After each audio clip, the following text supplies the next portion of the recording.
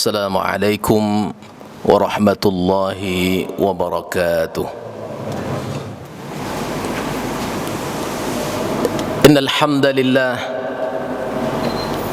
nahmaduhu wa nasta'inuhu wa nastaghfiruh wa na'udzu billahi min shururi anfusina wa sayyiati a'malina. May yahdihillahu fala mudilla lahu ومن يضلله فلا هادي له.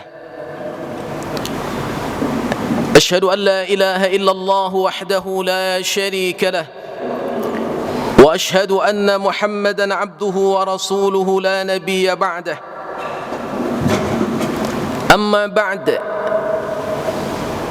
فيا عباد الله أوصيكم ونفسي بتقوى الله فقد فاز المتقون. يا أيها الذين آمنوا اتقوا الله حق تقاته ولا تموتن إلا وأنتم مسلمون.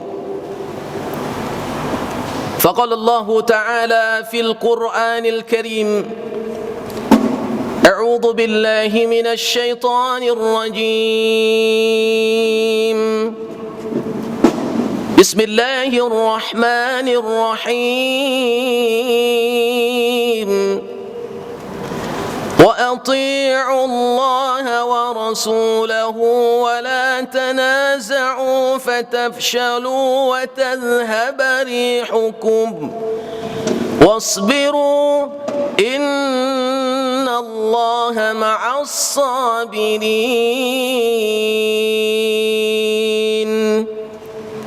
صدق الله العظيم. اللهم ارحمنا بالقرآن. Ma'asyiral muslimin, sidang jamaah Jumat rahimakumullah.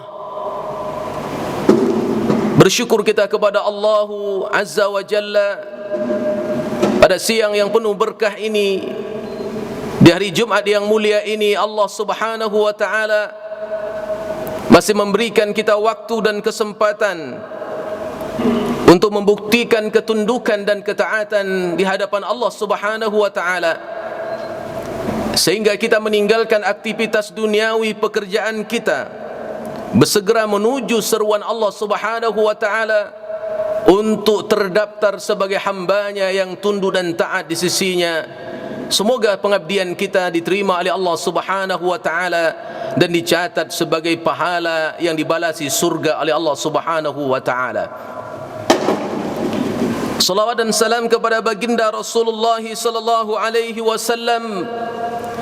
Allahumma salli ala Muhammad wa ala ali Muhammad. Semoga kita diperakui oleh Rasulullah sallallahu alaihi wasallam sebagai umatnya di yaumil akhir, di mana seluruh manusia mengharapkan dan merindukan syafaat dari Rasulullah sallallahu alaihi wasallam. Ma'asyiral muslimin, sidang jamaah Jumat rahimakumullah. Khatib mewasiatkan wasiat taqwa sebagai permodalan, sebagai perhiasan yang terindah yang akan menyelamatkan kita ketika bertemu dengan Allah Subhanahu wa taala. Wa tazawwadu fa inna khairaz zadi taqwa. Dan berbekallah kalian, bekal yang terbaik adalah ketakwaan di sisi Allah Subhanahu wa taala. Ini adalah seruan Allah yang ditujukan kepada kita orang-orang yang beriman. Ma'asyiral muslimin, sidang jamaah Jumat rahimakumullah. Rasulullah sallallahu alaihi wasallam dalam sebuah hadis yang mulia yang datang dari Abi Hurairah radhiyallahu an, yang diriwayatkan oleh Imam Muslim, di mana Rasulullah sallallahu alaihi wasallam menyebutkan ada 3 perkara yang diridhai oleh Allah Subhanahu wa taala dan ada 3 perkara yang akan mendatangkan kebencian dari Allah Subhanahu wa taala.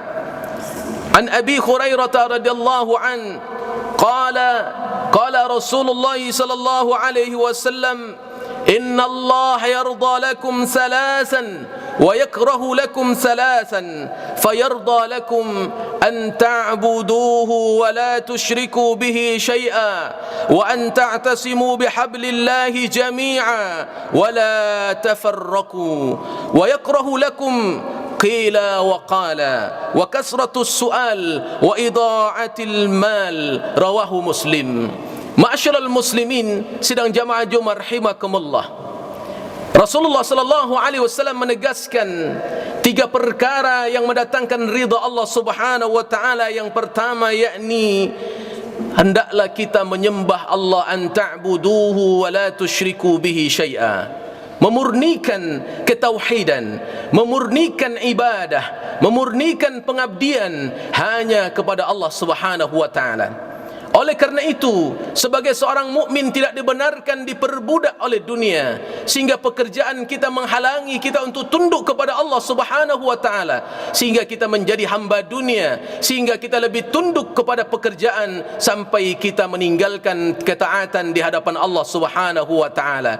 Ini adalah implementasi makna kesyirikan yang secara tidak sadar terkadang kita lakukan dalam kehidupan kita.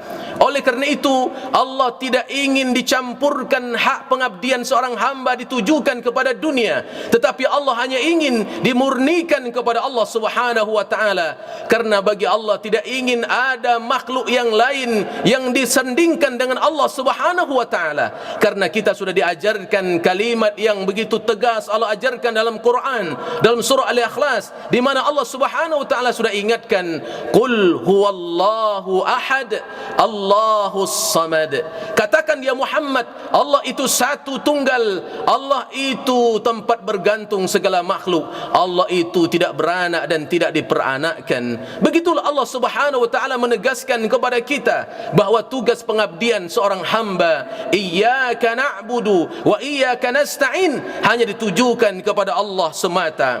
Maka kemudian Rasulullah sallallahu alaihi wasallam memberikan penghargaan bagi orang-orang yang telah memurnikan ketauhidannya untuk menyembah Allah Subhanahu wa taala, tidak menyimpang kepada kesyirikan. Maka Rasulullah sallallahu alaihi wasallam menjelaskan dalam hadis riwayat Imam Bukhari dan Muslim, fa inna Allah harrama 'alan nar man qala la ilaha illallah yabtaghi bidzalika wajh Allah. Maka sesungguhnya Allah mengharamkan bagi sesiapa yang telah mengatakan la ilaha illallah, hanya mengharapkan ridha Allah Subhanahu wa taala, maka Allah haramkan neraka bagi mereka. Allah haramkan neraka bagi siapapun yang telah mengatakan kalimat la ilaha illallah dan mengharapkan hanya ridha Allah Subhanahu wa taala.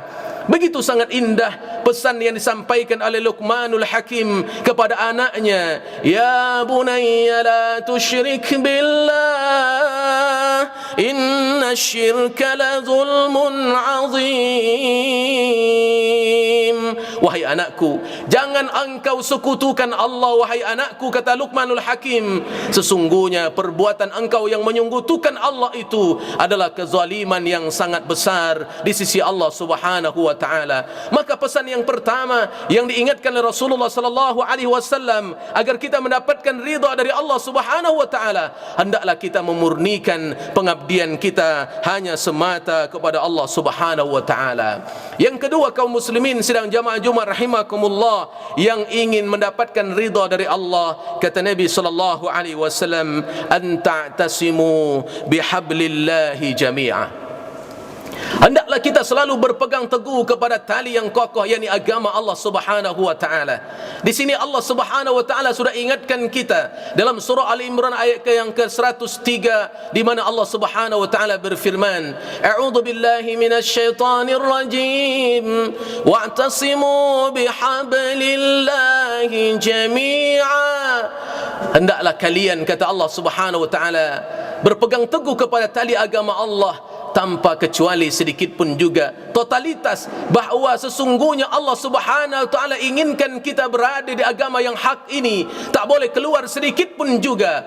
Oleh kerana itu, suatu kali Nabi sallallahu alaihi wasallam pernah menggaris sebuah padang pasir dengan ujung pedangnya. Lalu Nabi sallallahu alaihi wasallam mengatakan, haza sabilun, ini jalan yang lurus, maka ikuti jalan ini. Kemudian Rasulullah menggaris samping jalan yang lurus itu jalan-jalan yang banyak. Lalu Nabi mengatakan, subul wala tattabi'us subul fatafarraqa an sabilih. Ini jalan-jalan yang banyak yang akan mengeluarkan engkau dari jalan yang satu, maka jangan ikuti jalan yang banyak ini, yakni jalan yang dibisikkan oleh hawa nafsu, jalan yang digandrungi oleh syaitan dan iblis yang akan mengeluarkan kita dari jalan yang hak ini. Oleh kerana itu Al-Quran telah ingatkan kita, di mana Allah ingatkan kita, janganlah umat ini ini kemudian bercerai-berai, janganlah kemudian umat ini berbantah-bantah, karena semua itu akan menghilangkan kekuatan dari kaum muslimin.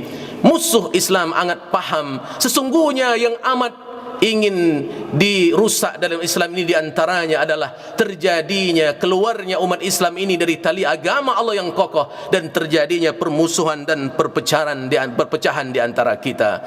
Ma'asyiral muslimin, sidang jamaah Jumat rahimakumullah. Kemudian yang ketiga, wala tafarraqu, yang akan mendapatkan ridha dari Allah Subhanahu wa taala, yakni janganlah kita bercerai-berai. Seperti yang tadi kita sampaikan bahwa kemudian Allah inginkan kita, wa ati'ullaha wa rasulahu wa la tanaza'u fatabshalu wa tadhhaba rihukum wasbiru innallaha ma'as sabirin.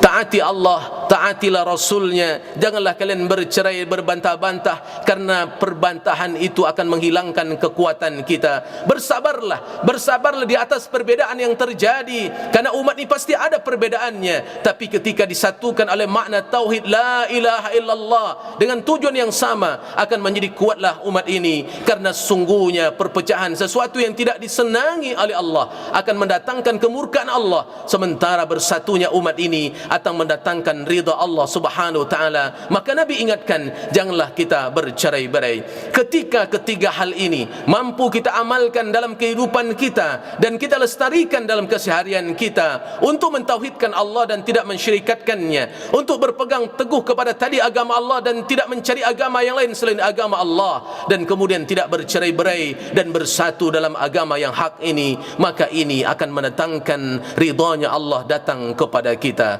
Semoga Allah mudahkan kita untuk menjalankan tiga apa yang mendapatkan ridha Allah, dan semoga Allah berikan kita kekuatan untuk melestarikannya dalam kehidupan kita. Fa'tabiru ya ulil absar la'allakum turhamun.